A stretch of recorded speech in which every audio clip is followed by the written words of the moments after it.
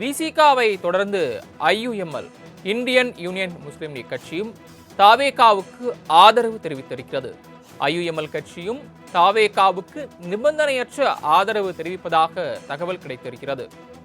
IUML கட்சி தாவேகாவுக்கு ஆதரவு தெரிவித்திருப்பதாக நேற்று சொல்லப்பட்ட நிலையில் அதற்கு அக்கட்சி தரப்பில் மறுப்பு தெரிவிக்கப்பட்டது. தற்போது மீண்டும் ஐயுஎம்எல் கட்சி ஆதரவு தெரிவிப்பதாக ஒரு தகவல் கிடைத்திருக்கிறது. தமிழக வெற்றி கழகத்தின் ஆட்சி அமைய ஐயுஎம்எல் கட்சியும் நிபந்தனையற்ற ஆதரவினை வழங்கியிருக்கிறது.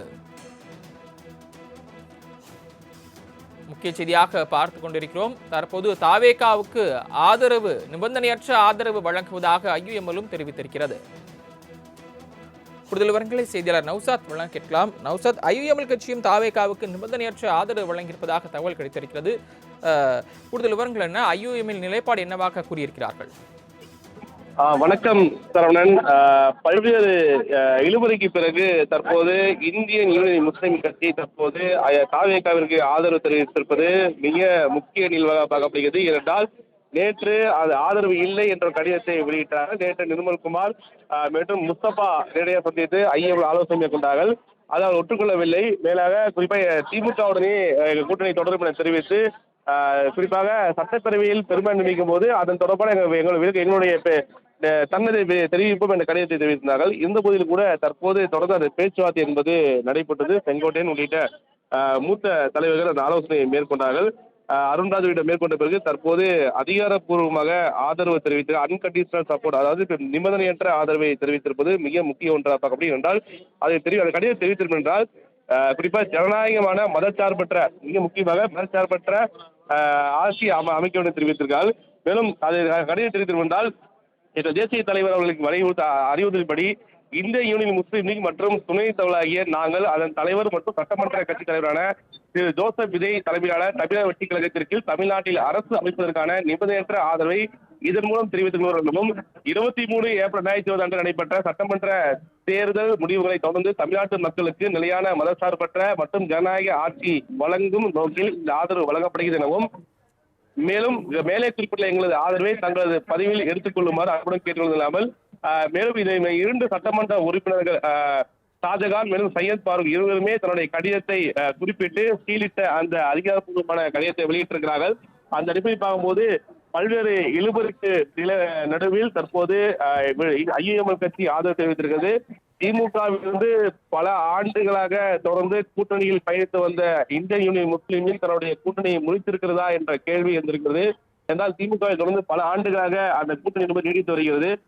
ஒரு கட்டத்தில் சமூகம் கூட திமுகவின் சிறுபான்மை பிரிவா என்ற விமர்சனத்தை கூட பல்வேறு நபர்கள் வைத்திருக்கிறார்கள். இந்த நிலையில் தன்னுடைய கூட்டணியை முடித்துக் கொண்டு முதல் முறையாக தமிழக வெற்றி கழகத்திற்கு ஆதரவு தெரிவிப்பது குறிப்பாக சொன்ன மிக முக்கிய நிகழ்வாக என்றால் இந்த ஆதரவை தர வேண்டும் என கேரளாவில் இருக்கக்கூடிய அவருடைய தங்கள் அமைப்பு என்பது அவங்களுக்கு வரும் அறிவுறுத்தியதாக கூட தகவலியா இருக்குது. இதன் அடிப்படையில் தான் இது முழுமையாக நேற்று நடைபெற்ற இந்த ஆலோசனைக்கு பிறகு தற்போது இந்திய தேசிய தலைவர் காதர் மொய்தீன் முன்னிலையில் தற்போது தாவேகாவிற்கு ஆதரவு கடிதத்தை வழங்கி அதிகாரப்பூர்வமான புகைப்படத்தையும் அந்த அறிக்கையும் வெளியிட்டிருக்கிறார்கள். நௌசாத், ஐயுஎம்எல் தரப்பிலிருந்து அதிகாரப்பூர்வமாக அறிவிக்கப்பட்டிருக்கிறதா? கூட்டணியிலிருந்து நாங்கள் வெளியேறுகிறோம் என்று அதிகாரப்பூர்வமாக அறிவிக்கப்பட்டிருக்கிறதா? ஏனென்றால் இடதுசாரிகள் கட்சியும் சரி விசிகாவும் சரி தாங்கள் கூட்டணியில் இருக்கிறோம், ஆதரவு மட்டுமே தெரிவிக்கிறோம் என்று இருக்கிறார்கள். அதே மாதிரி தான் ஐயுஎம்எல் தரப்பிலிருந்து என்ன தெரிவிக்கப்பட்டிருக்கிறது?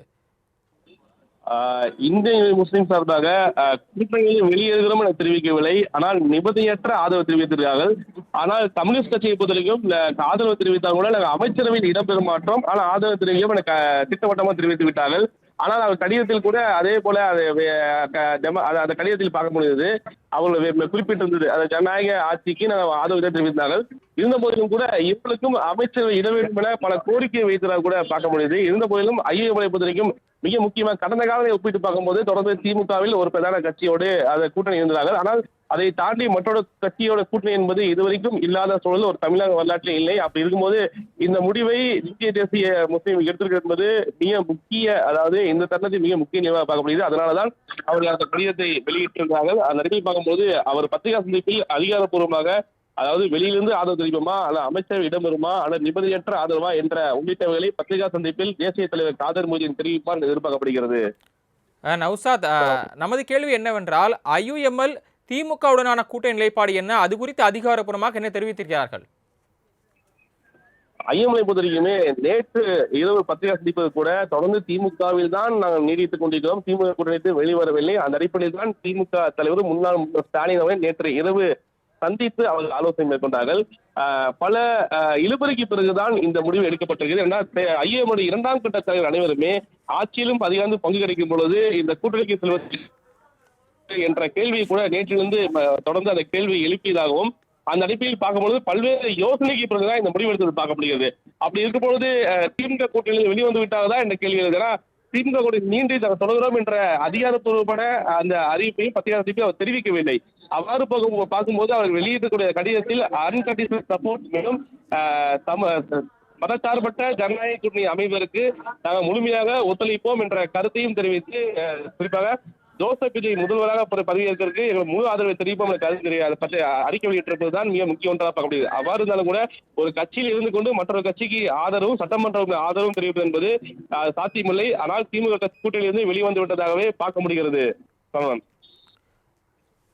நௌசாத், அதே நேரத்தில் ஆதரவு தெரிவிக்கக்கூடிய கட்சி அலுவலகங்களுக்கு தாவேகா தலைவர் விஜய் சென்று நன்றி தெரிவிக்கிறார். அந்த வகையில் விசிக அலுவலகத்திற்கும் செல்வதாக தகவல் கிடைக்கிறது. அதே போல ஐஎம்எல் கட்சிக்கும் விஜய் செல்ல வாய்ப்பு இருக்கிறதா? நிச்சயமாக. ஏனென்றால் இந்தியன் யூனியன் முஸ்லீம் கட்சியினுடைய தேசிய தலைவராக காதர் மதினிகா அந்த இந்திய அளவில் இருக்கக்கூடிய தேசிய தலைவராக காதர் இருக்கும்போது அவர் முன்னிலையில் இந்த முடிவெடுக்கப்பட்டிருக்கிறது. அவ்வாறு பார்க்கும் நிச்சயம் தாவேகா விஜய் அவருடைய அலுவலகத்தில் செல்வார் எதிர்பார்க்கப்படுகிறது. அதற்கான ஏற்பாடுகளை காவல்துறை சார்பாக செய்வார் எதிர்பார்க்கப்படுகிறது.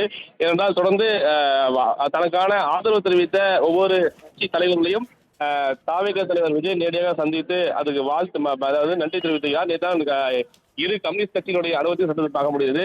விடுதலை சிறுத்தை கட்சியினுடைய அலுவலகத்திற்கும் செல்ல இருப்பதாக தகவல் இருக்கிறது. இந்த கட்சிகளுடைய கடிதத்தை பெற்ற பிறகு ஆளுநரை சந்தித்து ஆட்சேபிக்க உரிமையை கோரிய பிறகு இந்த கட்சியினுடைய அலுவலகத்திற்கு சென்று அதன் தலைவர்களுக்கு நன்றி தெரிவிப்பால் எதிர்பார்க்கப்படுகிறது. என்றால் மிக முக்கிய நிலைவென திமுகவில் பயணித்த இடதுசாரிகளாக இருக்கட்டும், விடுதலை சிறுத்தை கட்சியாக இருக்கட்டும், இந்திய யூனியன் முஸ்லீம் கட்சியாக இதுவுமே பல ஆண்டுகளாக திமுக கூட்டணியில் தொடர்ந்து வருகிறார்கள். அவரது கூட்டிலிருந்து வருகிறது என்பது சாதாரண விடயம் கிடையாது. அவ்வாறு இருக்கையில் நிச்சயம் அந்த தலைவர்களுக்கு அவர் நன்றி செலுத்த சூழ்நிலை தரப்பட்டிருக்கார். அந்த அறிவிப்பை பார்க்கும்போது நேரடியாக சென்று அவர் சந்திப்பாக எதிர்பார்க்கப்படுகிறது. சரவணன். நௌசாத், இன்று முதலமைச்சராக விஜய் மட்டும் பதவியேற்பதாக சொல்லப்பட்டது. ஒருவேளை ஆளுநரை சந்தித்து ஆட்சி அமைக்க அழைப்பு விடுக்குமாறு கோரும் பட்சத்தில் இன்று மட்டும் முதலமைச்சராக விஜய் மட்டும் முதலமைச்சராக பதவியேற்றுக் கொண்டார். அவருக்கான அந்த பதவி பிரமாணம் என்பது ஆளுநர் மாளிகை நடைபெறுமா, அல்லது அதற்கான ஏற்பாடுகள் நேரு விளையாட்டு உலகத்தில் செய்யப்பட்டிருக்கிறதா? நீ குறிப்பிட்டது போல திடீரென்று ஒரு பதவியேற்பு நிகழ்வு என்பது அது ஆளுநர் மாளிகைக்கூடிய பாரதி பவனில் நடைபெறும். அதற்கான ஏற்பாடு இருக்கும். அந்த அடிப்படையில் அவர் உரிமை கோர இருக்கிறார். நிச்சயம் இன்றே பதவியேற்க செய்ய வேண்டும் என்ற கோரிக்கை தான் தாவேகா தரப்புல முன்வைப்பு இருக்கிறதாக தெரிகிறது. அவ்வாறு அவருடன் சேர்ந்து சில முக்கிய நிர்வாகிகளும் அமைச்சராக பொறுப்பேற்றுக் கொள்வார்களா என்ற கேள்வியும் வந்திருக்கிறது. அவ்வாறு கூட தாவேகா விஜய் முதல்வராகவும் கூடுதலாக இருக்கக்கூடிய மூத்த தாவேகாவுடைய தலைவர்கள் அல்லது அமைச்சர்களாக பொறுப்பேற்பார்களா என்ற கேள்வி எழுந்துள்ளதால் அதற்கான உரிமையை கோர என்பது இன்று சட்ட நேரத்தில் இங்கிருந்து பட்டமகளிடத்திலிருந்து சொல்லுகிறார். அதற்கான நேரு உள்விளையாட்டர்கள் செல்ல வாய்ப்பில்லை. ஆளுநர் மாளிகைக்கூடிய அந்த அவையிலே அது நடைபெறும் எதிர்பார்க்கப்படுகிறது.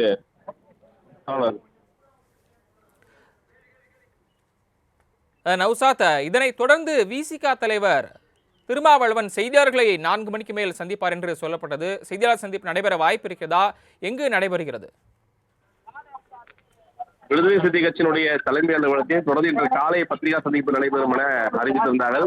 ஆனால் அந்த சந்திப்பு என்பது நடைபெறவில்லை. திருமாவளவன் தொடர்ந்து ஆலோசனை மேற்கொண்டுள்ளதாக கூட சொல்லப்பட்டது. அந்த அளவில் பார்க்கும்போது மாலை பத்திரிகா சந்திப்பு எதிர்பார்க்கப்பட்டது, சந்திக்கவில்லை. ஆனால் இன்று 6 மணிக்குள் பத்திரிகா சந்திக்க இருப்பதாக கூட அந்த கட்சியின் வட்டாரங்கள் தகவல் தெரிவிக்கின்றன.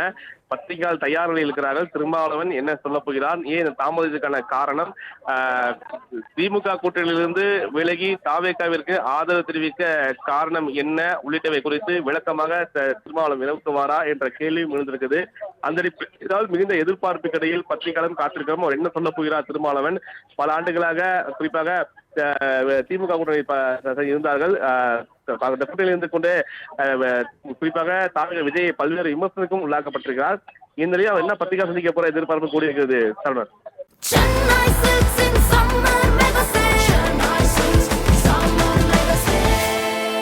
The Chennai Silks in Mega Summer Sale.